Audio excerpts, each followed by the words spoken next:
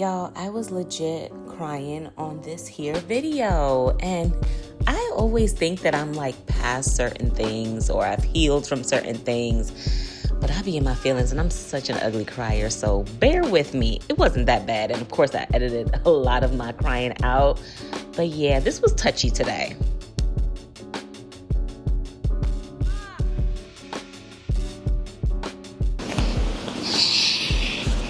Y'all, I almost broke my camera. I forgot to tighten something and it was not going well. Anyway, hey y'all, welcome back to my channel, Dina J from Around the Way. We are going to be talking about healing mother wounds today. My relationship with my mom, it's good today, but it took a lot to get here. And unfortunately, when I was growing up, I felt like my mom didn't like me, okay? I felt like she just didn't want me around. She didn't like me. She was not satisfied with my existence. And I think that when I think back at how things were then, like my mom really had a traumatic upbringing, right? She was a teenage mother. They lived in Panama. It was 10 of them. My grandmother had her first child at 13, and it sounded like my grandmother was overwhelmed with all them damn children and just life and poverty and trying to survive. Now, the blessing that my grandmother did have was that she did have my grandfather up until the day that he passed away. Like, they were locked in. But from what my mom shared with me, like, her upbringing was really rough. And you know, they used to get beatings, and my grandmother used to cuss my mom out. You know, for some reason there was a clashing there. So I think that a lot of the learned behavior that my mom realized when she was growing up then ended up coming into her world when she became a mother. And my mother became a teenage mother as well when she was 15. And I have it for my sister, my older sister, because she definitely had it harder than I did.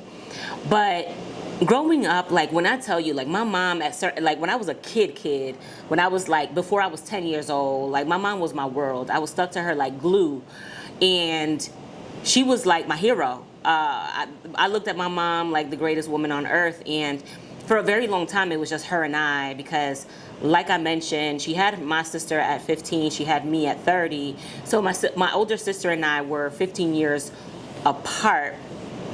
And that caused a different type of relationship between my sister and I, because I looked at my sister like she was my second mom. My sister always held me down because I think my mom's cruelty at certain points in my life like had her a little worried about how things were going to be for me. So my sister always was like a true protector in many ways, and a little bit like all over me. And I have a Kleenex just in case. This is a touchy subject, but like I was saying, my mom was my world. And then for some reason, I started to notice, like, when I was like entering maybe 9-10 years old, like my mom, I started to pay attention to how mean my mother was. Like, I remember being home and always anxious because I felt like any little thing I got wrong or any little thing that I did, I would get smacked for, cussed out for, a beaten for. And my mom was not a tolerant of lying at all, right? And I absolutely agree with that. And I would lie to her about small things, big things, because I didn't want to get in trouble with her in the biggest ways, because it was cruel. Like, I mean, the beatings were tough, you know, and the things that would come out of her mouth were terrible. And when I think back about who my mom was at that time, I'm sure that she was stressed out. I'm sure that, you know, being worried about money was a thing. I'm sure that all of the heartbreak that she endured with my dad was a part of why she was behaving in such a way. And then learned behavior. I mean, we are unfortunately Panama, like getting beatings and things like that, like a lot of Caribbean and Latin countries, like it was just a part of the thing. Like, you got the chancla, te van a dar con la chancleta, la correa, you know, it's always like a threat that you gonna get your ass beat if you play around. And it's that shit was taken too far sometimes. Like, the shit was cruel, you know, like it was cruel. And I wish that my mother had the tools then to help her navigate how to be in relationship with her children. Like, we take advantage of the tools today, being like a millennial. I'm in therapy, I meditate, I count to 10, I go outside, I scream to myself, I pray, I do all the things to make sure that my frustration, my pain, my hurt, even sometimes my anger, does not come out in relationship with my son. Like, he deserves none of that, right? And even if he did something to upset me, he still doesn't deserve the cruelty that I was met with growing up. And I will say that the relationship that my mom and I had growing up was pretty okay up until I got to like middle school or high school. I started to really act out because I was really dealing with abandonment issues with my father being in and out of my life. And I would say my father was never not in my life, but he was very inconsistent in my life. In and out, in and out, in and out. And there were periods of time where he would be around, and there were periods of time when he was gone. And that was really hard for me. I didn't understand it. I wanted him at the house. My mom was very different when he was around, in good and bad ways. Like, it was a little bit of both. When they were good, like, shit was good at the house. When they were bad, they were bad. But there was something about me wanting my mom, my dad, and me in the house. And that was something that didn't happen throughout most of my life. So I really was bothered by that. And also, I didn't understand why my father was so inconsistent in my life. Like, why couldn't I get consistent phone calls? Why didn't he care to check up on me? Why? So not having an understanding of whatever the heck was going on with my dad, and then seeing my mom struggle, really had me jacked up. So I was a really rebellious girl. I was angry as hell with everybody. And my mom didn't know how to handle that anger. But then on top of that, I do know that a lot of her stress and anger, whatever, was taken out on me. Absolutely was taken out on me. Because some of the things that I think about, if I broke a perfume bottle cleaning the house one day, it was like a big to-do, and, you know, I would get cussed out, and it was just like, dang, that was just a mistake, you know?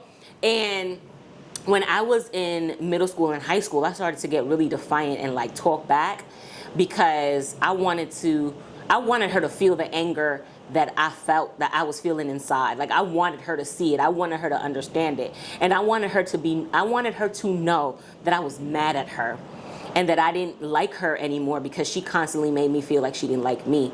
And when I would misbehave, or when I would do something or say something that was unbecoming to her in her eyes, like, I would be called SOB, I would be called all types of names that I don't even want to, you know, say, because I don't know what YouTube is going to do with the profanity. But there would, like, it was mean. Like, I felt like I was a hoe on the street, the way she would talk to me sometimes. And that even furthered my lack of trust in her, and then trust in women. And things were so bad at home that it got to a point where other people started to notice, and they started to try to protect me in a way. Any teenage thing that I would get into, that they were like, yeah, your mom's not gonna be happy about it. Like, they would shield me from her wrath and just deal with me, or just give me a lecture or talk to me, rather than go to her. Like, they would like hold me down in that sense. And I had a best friend in middle school that I was hanging out with, and one day, like, I just missed curfew by like 15 minutes, and my mom came to her house, like, screaming at the top of her lungs, looking for me, and I was like, I'm right here. I didn't really realize I had lost track of time, but the way my mom whooped my ass in front of my friends, like, from their house to my house, like, we lived in the same apartment complex, you could hear it, you could hear like her hitting me. You could hear me screaming. That friend and her mother and father they were a shield for me during that time, because I don't know what it was about my mom's rage at that time. It intensified, but they were also like fearful of whatever the hell was going on, so they would find ways to make sure that I was good and protected. And my friend is Vanessa and her mom is Mayra, and Mayra, like, she used to just make sure that any opportunity she had to like have me at their house, was what she did, and she would make sure that I was good, and I would talk to her, and I was able to just express some of the pain that I was feeling being at home with my mother. And when I think about my mom, like, I often I feel sad, because I wish she would have just lived out some of her dreams. Excuse me, I knew this was gonna happen. I wish my mom would have lived out some of the dreams that she had for herself, because I think that she lives in regret a lot. And I think that she's just not happy with a lot of the decisions that she made. And all of that stuff was coming out in how she was treating, I'm sorry, y'all, I need a break. Things that we endured in our household together.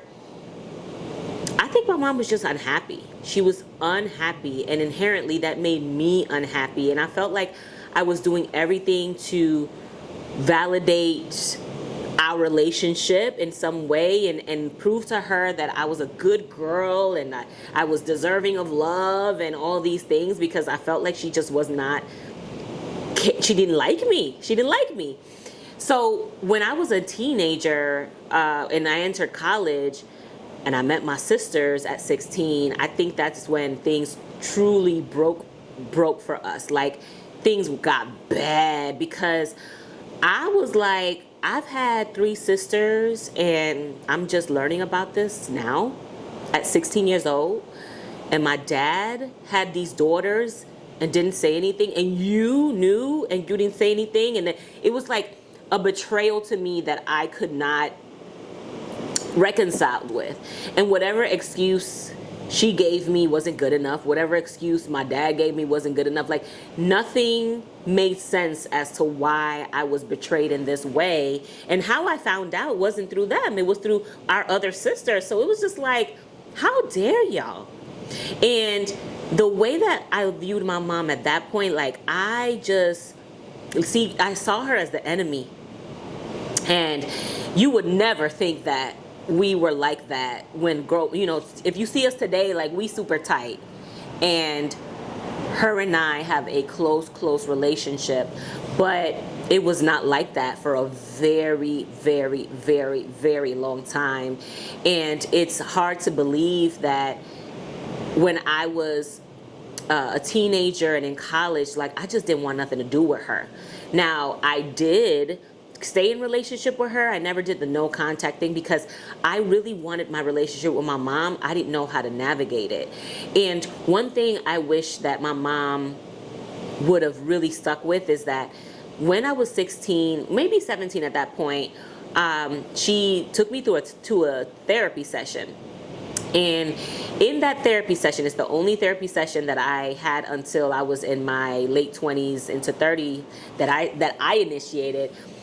But in that therapy session when I was 17, the therapist asked me, like, why are you so mad? Why are you so upset? What is hurting you? And I told my mother, and I said that, I remember this so vividly, it's crazy. But I told the therapist, I'm like, my mom is always talking about how I'm just like my father, and I look like him, and I walk like him, and, I'm hairy like him. And she doesn't like him. Like, she really doesn't like that man. So why would you constantly be reminding me of somebody that you didn't like, and somebody that has hurt you so much? And she would always remind me of how much I was like my dad whenever she was dissatisfied with me in whatever way. And I didn't like my dad. So for her to be saying that to me in that way, it felt like a stab to me. And that's just a small way that I expressed in that therapy session, and my mom was silent. Like, she did not say anything. Like, I think she was in shock that I shared that, and probably embarrassed. And there were some other things that I probably revealed during that therapy session, but I don't remember. But I remember saying that. I remember that because that was something that I just never liked. And we never went back to therapy after that.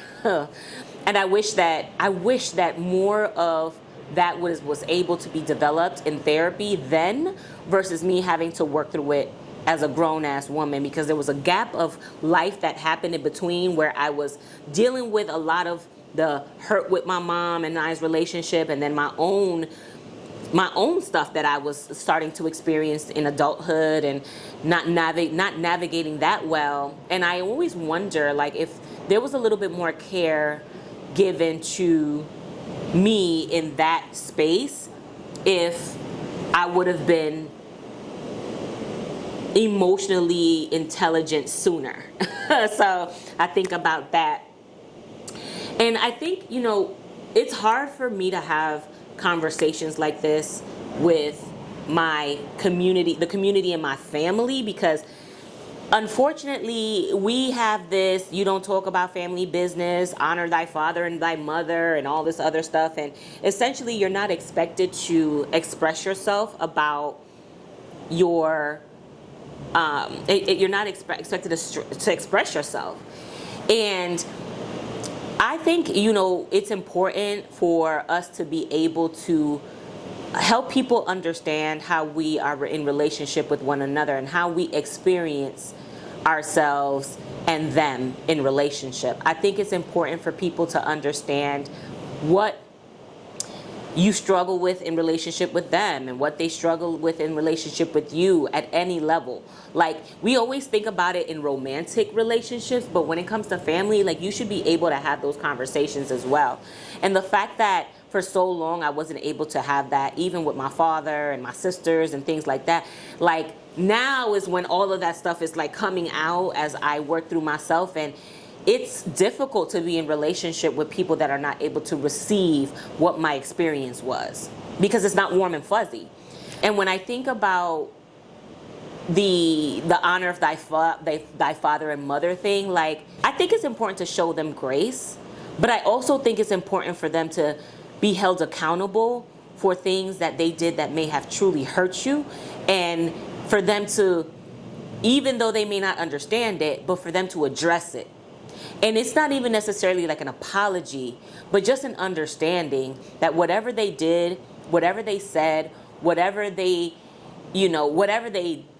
didn't or didn't do that affected you is heard, and that you're seen for it, because that will allow you to be in relationship with them in a much deeper way, in a stronger way, versus them saying, well, you're the child and I'm the parent and it is what it is. Nah, it is what it is. Because if there were some things that you experienced with your parents that truly like traumatized you, and you don't address it, like, it's always going to be there in the background, and it's going to come out in the most lashing of ways that you can imagine. Today, when I think about my relationship with my mom then, like, I'm just so sad that things were so bad for so long.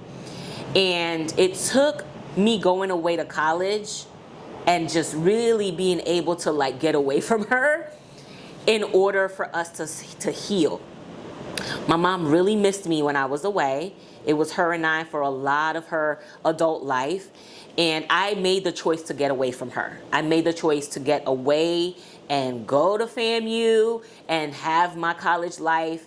And I invited her into that world here and there. But when I went away and started to, like, learn a little bit about my identity and come into my own, I was able to receive her differently. And then I think that independence that I gained, like being in college and working and doing all the things, and I'm like, girl, I don't need you. Like, I'm good. But what I will say is that as I started to get older and I started to need her more in adulthood, our relationship started to blossom, and we were able to start having conversations about her love life and my father and the situation with my sisters and how I felt about that and how betrayed I felt for all of those things that I started to learn about my sisters and my existence and the secrets and all that stuff. So it started to strengthen our relationship. And then when I started to have problems in my marriage and she was more supportive of me and there and present, that also started to strengthen our relationship. But more so than anything, what has allowed my mom and I to be in relationship now is that she has made a conscious effort to hear me and see me. And she respects how I experienced her. No matter how difficult it was for her to hear the things that she did to me and she said to me and how I received them, she has really taken the time to say, wow, and listen. And in some situations she had apologized, and in some situations she helped me understand her perspective and why she may have behaved the way she behaved. But she's never made me feel gaslit about my experience, which is very different than what I experienced with my dad, which is a conversation for another day. But that is why we're able to be in good relationship today. And I'm grateful to be able to have that with her, because it has allowed us to be really, really close. And I need my mother. It has made her a beautiful grandmother to my son. And I'm not going to lie and say everything is perfect, but I will say that it is healthier than it was in the past. There are some things that, about our parents and about ourselves that are just is what it is, and we just not going to like about them, and they're not going to like about us, and I'm okay with that. That's a part of the humanity in us, right? Nothing is going to be perfect, but at the very least, I can say that I trust my mother today. I love her.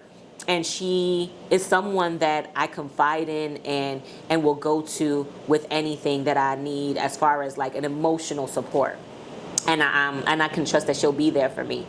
But when you're dealing with mother wounds, mother wounds are not easy. And I know of some people that have had to go no contact with their mothers, or they've had to really keep family at bay. In that sense, because they're truly toxic to them, or they are disrespectful to them. And my heart goes out to y'all, because I can only imagine how hard that is to not have a parent around and is alive.